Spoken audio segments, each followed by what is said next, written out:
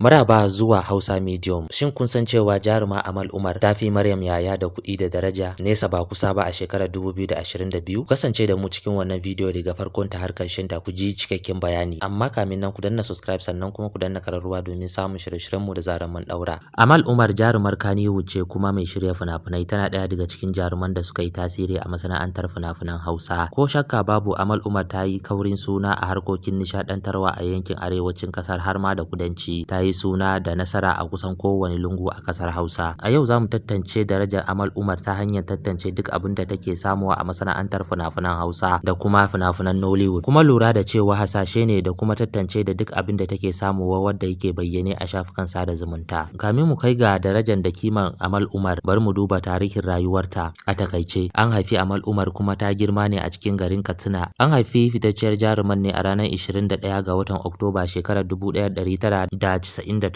Amal Umar tana ɗaya daga cikin fitattun jarumai a masana'antar fina-finan Kannywood. Ta shiga masana'antar Kannywood ne a shekarar 2015, amma kafin shigarta masana'antar Kannywood ta kasance tana fitowa a bidiyoyin waƙoƙin fitattun mawakan Hausa irin su Umar M Sharif da dai sauransu. Babban dalilin da ya sa muka kawo muku wannan rahoto shine sanin darajar Amal Umar, don haka ba za mu ɓata lokaci kan bada tarihin rayuwarta ba. Har ila yau ku tuna hasashe ne kawai da kimanta abin da yake bayyane game da dukiyar jarumar, don haka bari mu je mu duba nawa jaruman take samuwa a kowane fim ɗin da ta fito. Hanya ɗaya tilo da Amal Umar ke samun kuɗi ita ce fina-finan da take yawan fitowa a masana'antar fina-finan Kannywood da kuma Nollywood. A duk lokacin da ta fito a fim ɗin Hausa take samun kuɗi. Don sanin darajar Amal Umar, dole ne mu san nawa ne fitattun fina-finan da ta yi a masana'antar fim. An bayyana cewa fitattun fina-finan da jarumar ta yi na fina-finan Kannywood da Nollywood sun kai 20. Don haka idan muka yi kiyasi nawa za ta samu daga cikin waɗannan fina-finan 20, za ta iya samu naira miliyan 10. Abin tambaya anan shine tana da wata hanyar samun kuɗi kuwa? Amsar ita ce a'a, bamu san wata hanyar da jaruman take samun kuɗi ba, sai dai hanyar fina-finan da take fitowa, kuma bamu samu wani rahoton wata yarjejeniya da take yi da wata kamfani ba. Yanzu da muka san nawa take samuwa a fina-finai da take yi, bari mu kawo muku karshen wannan batun ta hanyar gaya muku daraja da kimar jaruma Amal Umar ta shekarar 2022. An kiyasta darajar Amal Umar wadda zai kai naira miliyan 10 a shekarar 2022. Maryam Yahaya ta kasance jaruma a Najeriya kuma ta kasance abin koyi. Tana ɗaya daga cikin fitattun jarumai a masana'antar fina-finan Kannywood a arewacin Najeriya. Babu shakka Maryam Yahaya ta samu nasarori da dama a cikin abin da take yi. Ta shahara kowane gida a yankin arewacin Najeriya waɗanda suke kallon fina-finan Hausa. Jama'a da dama suna neman sanin nawa jaruman take samuwa a kowane fina-finan da take yi, sannan nawa ne dukiyarta da kimarta na shekarar 2022. A bisa luran da muka yi mun gano cewa Maryam Yahaya bata kai haka ba kamar yadda kuke zato, kuma hakan na faruwa ne saboda har yanzu za a iya cewa sabuwar jaruma ce a masana'antar Kannywood. Cikin wannan labari za mu tantance muku darajar Maryam Yahaya ta hanyar tantance duk wani abin da take samuwa a hanyar fim. An haifi Maryam Yahaya ne kuma ta girma cikin birnin Kano. An haifi jarumar a ranar 17 ga watan Yulin shekarar 1997. Maryam Yahaya na ɗaya daga cikin fitattun jarumai mata a arewacin kasar. Bisa bayanin Wikipedia, Maryam Yahaya tana sha'awar shiga masana'antar wasan kwaikwayo ne tun tana karama. Ta shiga masana'antar fina-finan Kannywood ne a shekarar 2015 zuwa 2016, kuma ta samu ɗaukaka da nasara a ayyukanta. Ta samu babban nasara ne lokacin da ta fito a wani fim mai suna Mansur, fim ɗin da ya fice a fina-finan Kannywood. Babban dalilin da samu muka muku wannan labari shine sanin darajar Maryam Yahaya, don haka ba za mu ɓata lokaci ba akan tarihin rayuwarta.